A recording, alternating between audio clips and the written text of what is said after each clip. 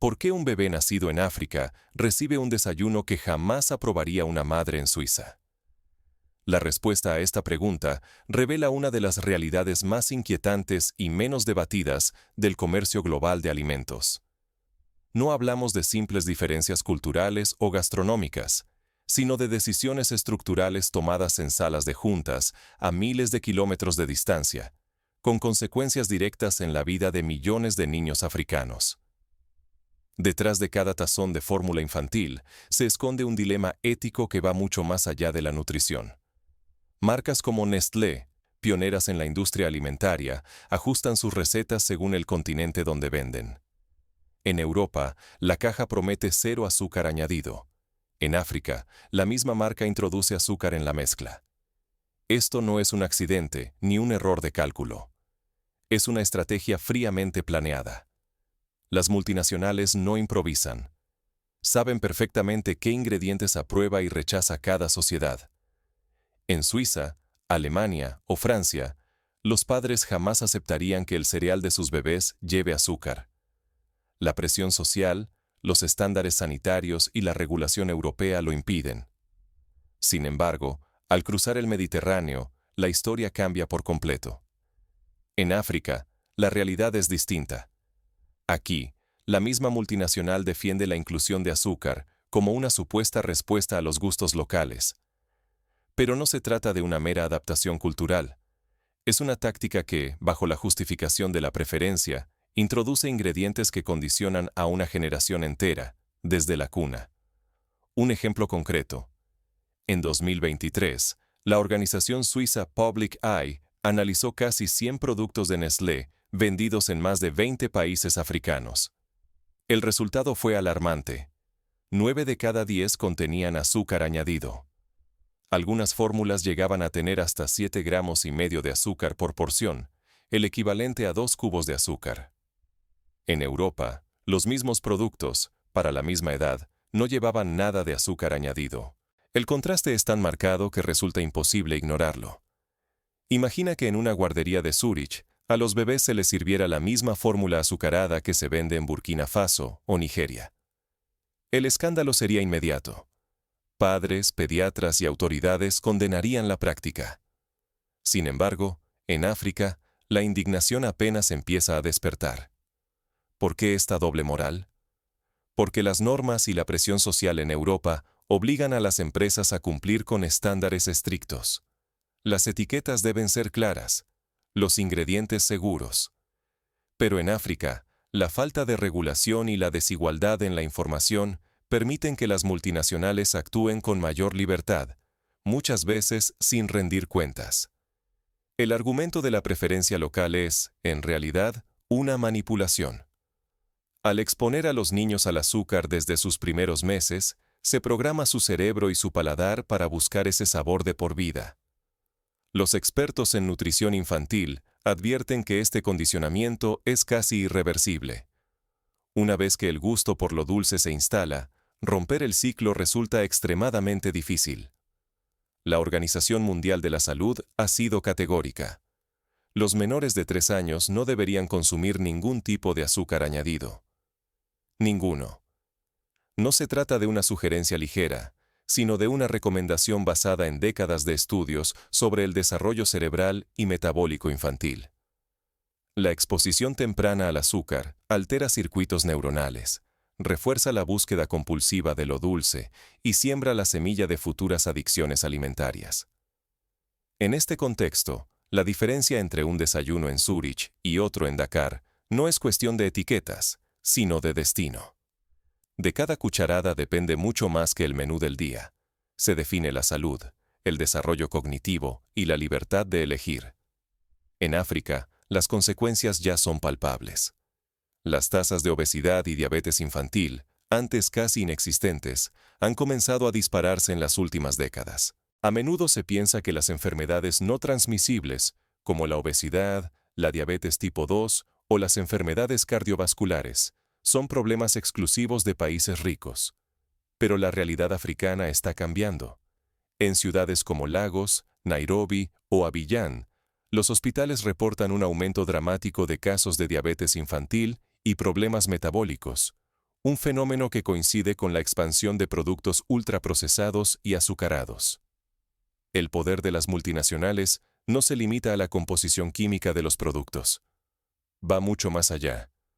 Cada ingrediente, cada decisión de fórmula, es una pieza en una compleja red de control y dependencia. Las empresas diseñan sus productos para crear lealtad desde la infancia, asegurando generaciones de consumidores fieles antes de que los niños siquiera aprendan a leer. ¿Te parece exagerado?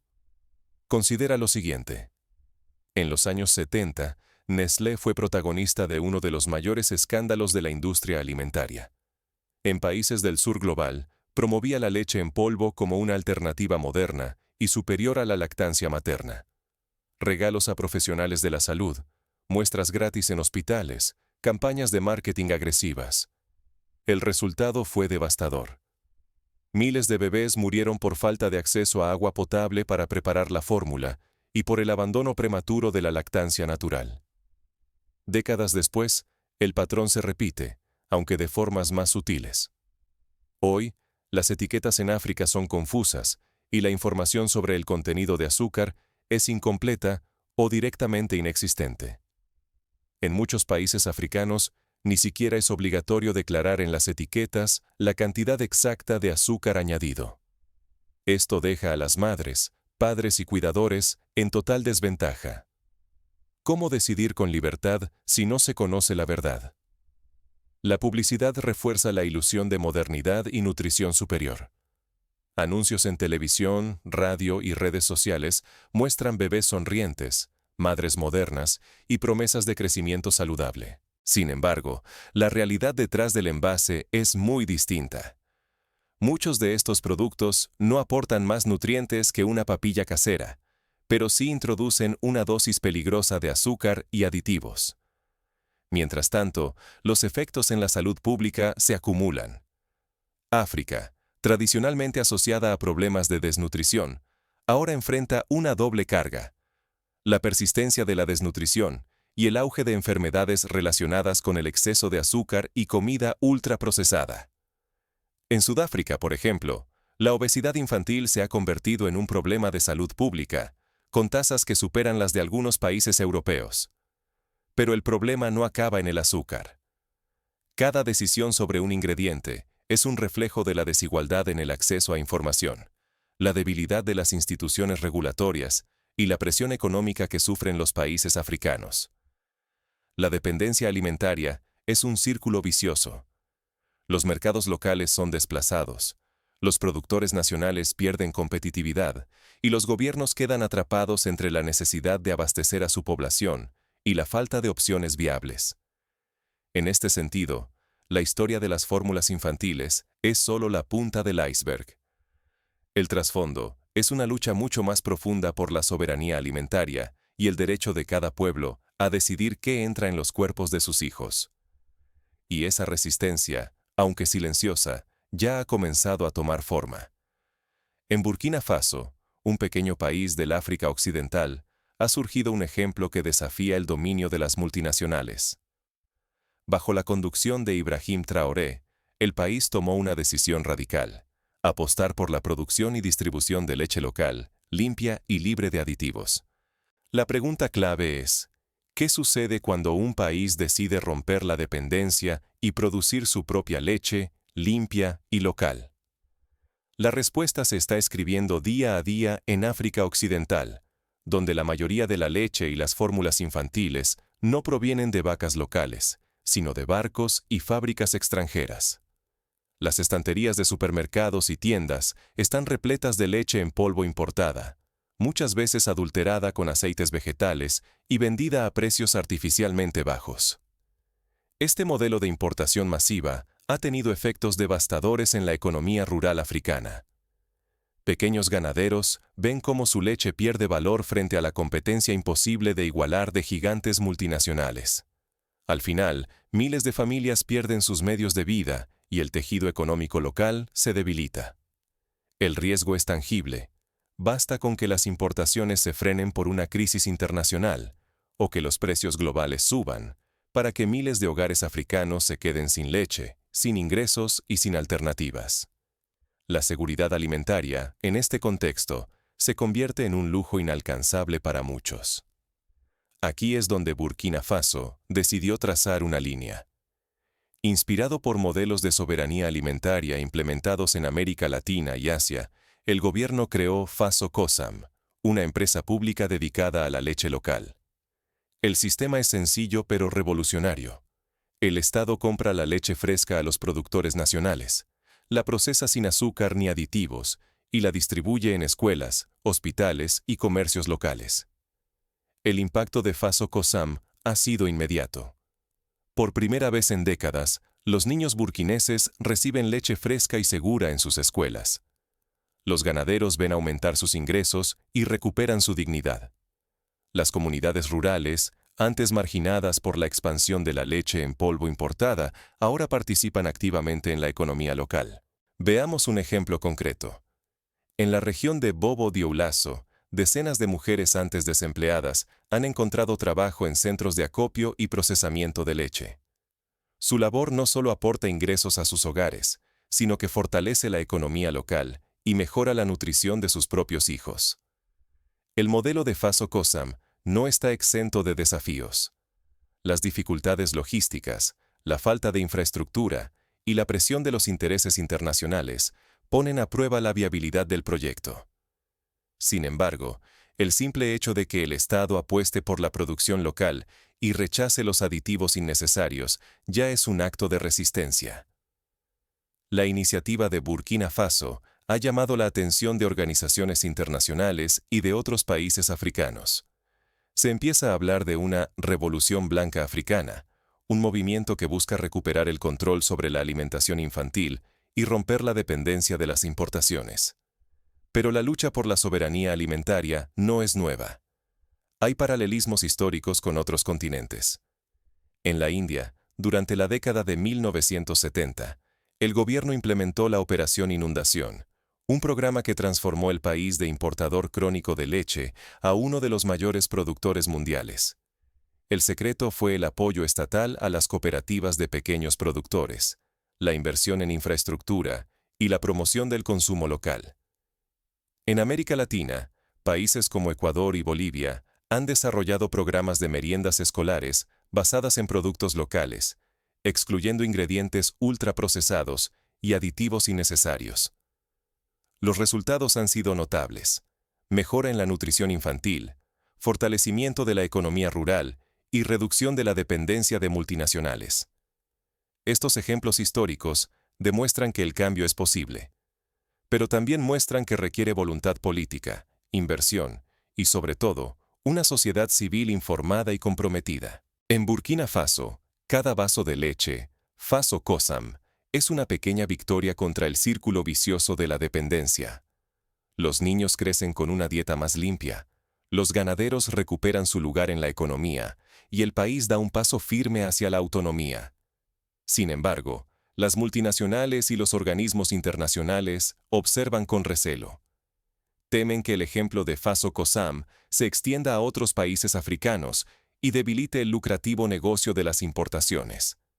Ya se han registrado presiones diplomáticas y campañas de desinformación para desacreditar la iniciativa. Frente a estos desafíos, la clave está en la transparencia y la organización comunitaria. Las sociedades que exigen información clara en las etiquetas, que apoyan a los productores locales y que participan en la toma de decisiones, son menos vulnerables a la manipulación de intereses externos. ¿Qué puede hacer una nación, o incluso una sola persona, para recuperar el derecho de decidir qué poner en su plato? La respuesta comienza con la conciencia y la acción cotidiana. Elegir productos locales, exigir transparencia, informarse sobre el origen y la composición de los alimentos, y apoyar iniciativas comunitarias son pasos concretos y efectivos. Por ejemplo, en Ghana, cooperativas de madres han comenzado a producir papillas caseras a base de mijo, sorgo y cacahuetes, sin azúcar añadido. Estas iniciativas no solo mejoran la nutrición infantil, sino que crean empleo y reducen la dependencia de productos extranjeros. En Sudáfrica, movimientos ciudadanos han logrado que el gobierno implemente impuestos a las bebidas azucaradas y regule la publicidad de alimentos dirigidos a niños.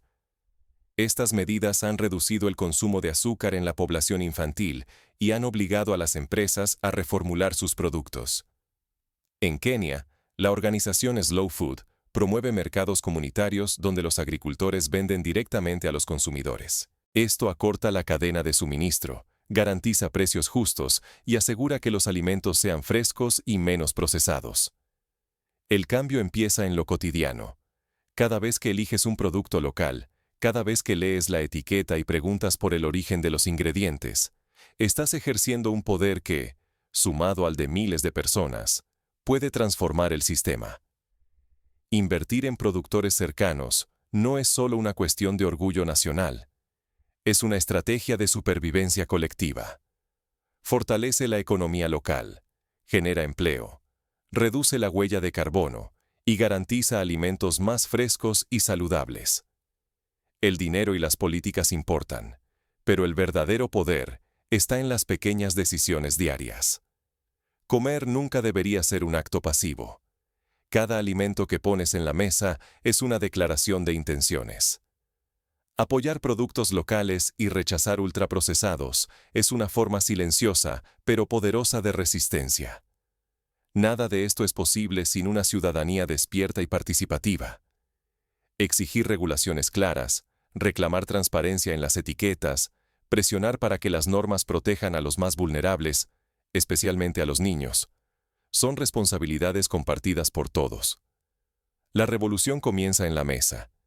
Es hora de dejar de ver la comida como algo neutro y empezar a entenderla como un reflejo de las relaciones de poder global. Mientras aceptemos que lo que se sirve en África sea de menor calidad que en Europa, perpetuamos una injusticia histórica. El ciclo de dependencia alimentaria disfrazado de conveniencia solo puede romperse con información, organización y acción colectiva. Quienes se informan, se organizan y apoyan lo propio, pueden transformar el futuro de generaciones enteras. Todo se resume en una pregunta crucial. ¿Quién decide lo que alimenta a tus hijos? En Burkina Faso, la respuesta ha sido clara. El pueblo, a través de sus instituciones y su compromiso, ha apostado por la soberanía alimentaria. Pero esta lucha no se libra solo en los mercados y las cocinas. Las grandes compañías aún tienen cartas que jugar, y la presión internacional apenas comienza. El pulso por el control de la alimentación infantil en África recién está comenzando. La próxima vez que elijas un alimento, detente un instante y pregúntate, ¿esto nutre o encadena? Detrás de cada producto hay fuerzas que moldean mucho más que el menú. Lo que ponemos en la mesa define quién tiene el poder de influir en nuestros cuerpos y nuestras sociedades. Hoy hemos desnudado cómo la leche y la fórmula infantil pueden ser armas silenciosas. Decisiones de unas pocas multinacionales afectan la salud de millones de niños africanos, perpetuando la dependencia y la manipulación. ¿Qué sucede con la libertad de un pueblo si sus hábitos y economías son dictados desde afuera? Sin embargo, el destino no es inmutable. Burkina Faso, con su apuesta por la soberanía alimentaria, ha demostrado que sí se puede cambiar el rumbo. Impulsar la producción local y elegir de manera consciente es iniciar una revolución silenciosa, capaz de romper cadenas forjadas durante siglos. La responsabilidad está en manos de todos: gobiernos, madres, padres, comunidades y consumidores. Si callamos, perpetuamos un sistema injusto. Si actuamos, abrimos el camino hacia un futuro más justo y saludable. Al final, lo que está en juego no es solo la salud de una generación, sino el derecho a decidir nuestro destino alimentario. ¿Te sumarás al cambio o dejarás que otros sigan decidiendo por ti? La historia nos demuestra, una y otra vez, que el poder de transformar realidades está en manos de quienes se atreven a cuestionar lo establecido. No se trata de rechazar el progreso o la globalización, sino de exigir equidad, transparencia y respeto por la vida y la cultura de cada pueblo. Así que la próxima vez que veas una caja de fórmula infantil, recuerda: cada cucharada es también una decisión política, un acto de soberanía o de sumisión. El futuro está servido en la mesa. ¿Quién decidirá lo que comes tú y tus hijos?